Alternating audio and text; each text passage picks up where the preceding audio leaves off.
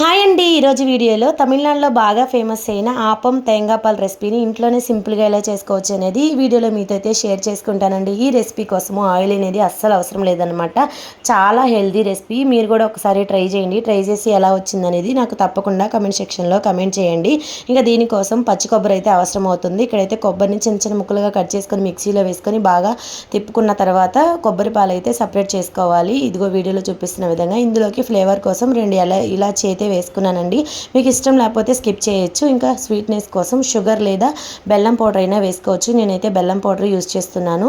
తర్వాత ఆపం కడాయి పెట్టుకొని మనం ఇంట్లో ప్రిపేర్ చేసుకున్న దోసల పిండి ఉంటుంది కదా, దాన్ని దోసల బ్యాటర్ కంటే కూడా ఇంకా కొంచెం పలుచగా కలుపుకొని ఇలా కడాయిలో వేసుకొని అటు ఇటు బాగా స్ప్రెడ్ చేసుకొని మూత పెట్టుకొని 5 నుంచి 10 నిమిషాలు ఉడికించి తీసుకున్నారంటే ఆపం రెడీ అయిపోతుందండి.